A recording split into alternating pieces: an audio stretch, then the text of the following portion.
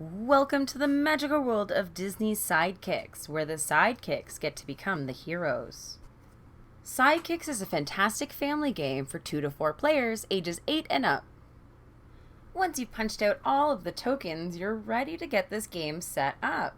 First, make sure your board is set in the middle of all the players. There are 2 sides to this board, a 2 to 3 player side and a 4 player side. So make sure you're using the right side for the number of players you have. We're going to be using Simba, Aladdin, and Belle for this adventure, leaving the other 2 in the box. Next, after constructing your castle, place it around your heroes, who are now locked up. Place a plastic bridge piece onto each of the connector spaces that are printed on the board. For a 2 to 3 player game, you're going to use 6 of these bridges, and for a 4 player game, you're going to use all 8. Next, place a lock token at the end of each bridge that leads to the castle. On the other side of those bridges, place a guard token. Last, take all the villager tokens and place one face up on each of the icon locations on the board, making sure the rest are returned to the bowl in the box. Ensure that all of the locks around the castle are now flipped to the lock side. It is now your job to unlock them. Next, you need to set up your villains and your sidekicks. Each villain will come with its own set of tokens that will affect the players. These could be henchmen, helpers, or different types of magic.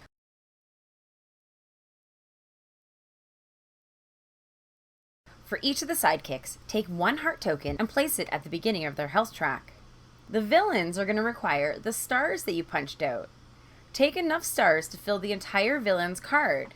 These are going to be really important as you attack them, since you need to collect them in order to unlock those locks to the castle. Make sure you pay attention to what ability both your villain and your sidekick have. In order to set up the players, take each of the sidekicks and place them in one of the locations each labeled P1, 2, 3, or in a 4 player up to P4.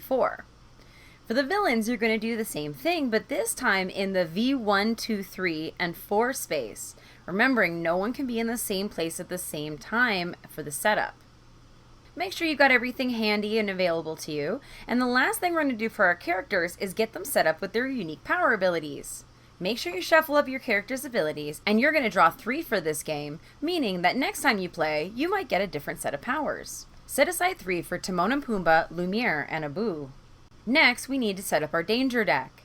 You're going to need to take the danger cards from each of the villains that we've decided to play with, as well mixing in the 2 neutral danger cards. For additional difficulty, there are other danger cards you can mix into your deck. Each of your sidekicks will have 3 different abilities that they're working to gaining. You'll gain these by collecting villager tokens. When you fill a card with villager tokens of different colors, remove those tokens and place them back in the supply bowl. Then slide the ability under your card to show that you have this permanently. Place the attack dice in reach of all players. You'll be using this for both your villains and your sidekicks. In a 4-player game, you'll want to add in Captain Hook and Tinkerbell, or Maleficent and the 3 fairies Flora, Fauna, and Merryweather. These will allow you to increase both the player count and the difficulty of play, as Maleficent is one of the most evil in the land.